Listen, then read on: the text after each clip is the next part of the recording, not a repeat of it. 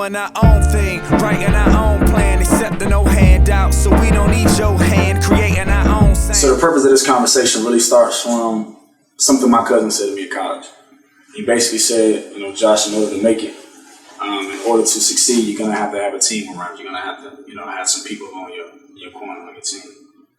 He said, in order for you to be great, you gotta have some great friends. You guys truly are great friends. Probably one of the greatest circles I've been a part of.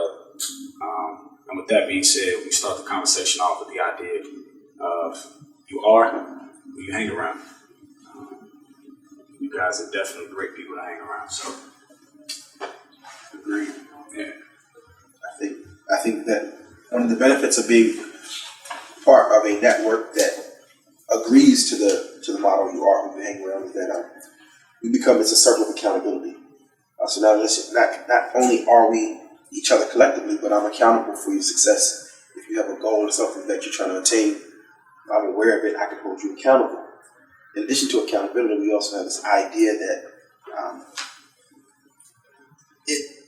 progressively, I don't have to just take on, you don't just have to take on my weaknesses, but I can also borrow from your strengths, right? So you don't necessarily, the influence is honest and it's open, but we borrow from the best of each other and the strength models and the proficiency models and what you're exceptional at.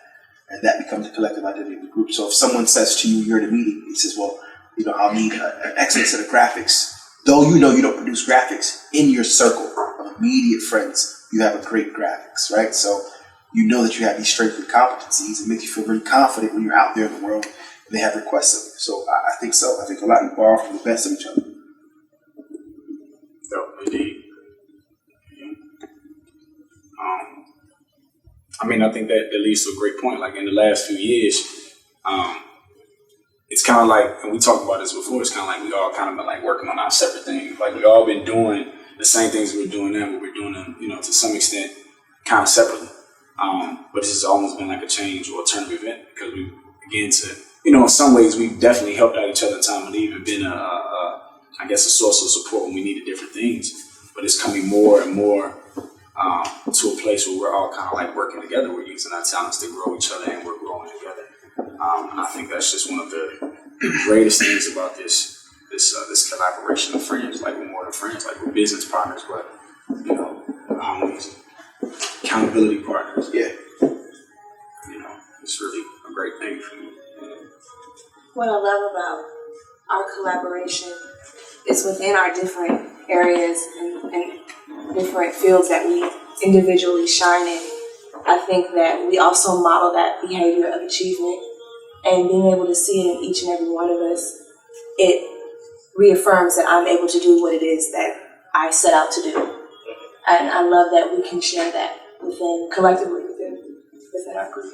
Yeah, achievement is a learned behavior, believe it or not, because it takes persistence, it takes endurance to achieve. And these are all things that can be circumvented if you're not ready to endure. If you don't have the stamina to achieve, you can very well miss your mark of greatness. So just watching someone persevere, you can learn from perseverance. I've done it a number of times in my circle of friends. Just you learn from perseverance. I know one thing that's been important to me throughout this time is brothers pulling things out of you. I have a lot of talents, but my talents mean nothing unless I have something to apply those to. Particularly my talents being visual talents. I'm not a musician. I'm not an orator. I'm not any of those things. I'm an artist, visual artist, and without a person to apply that talent to work with, it doesn't happen. I came up here sleeping on this brother's couch. Quit a job. Left everything, left the home, left everything for more. And I would not have felt more if there was not more to come to, and that desire, that thing that pushes, it's hard to push without somebody pushing you as well, and you guys have been like the greatest support, talking about with great care.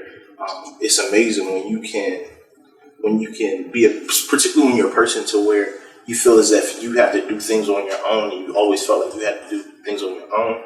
There's something strong about letting go and having faith for somebody else to hold you, you know, and to support you when you can't even really support yourself. Until you get to a place in your life to where you let go, you'll never get to. And this bond, this brotherhood or brother and sisterhood that has been formed over the years has been like the greatest thing ever. And I really want this type of health for others. You know, I see so many brothers and sisters on their own, you know, on their own. You see it on Facebook, you see it on Twitter, you see it all over the place. People talking about F all this and, you know, all, you know, just the crazy things that are said and seen. If people just knew that others cared, or if people had others to care, or availed themselves to others to care, things would be completely different. If we don't do it, then nobody will.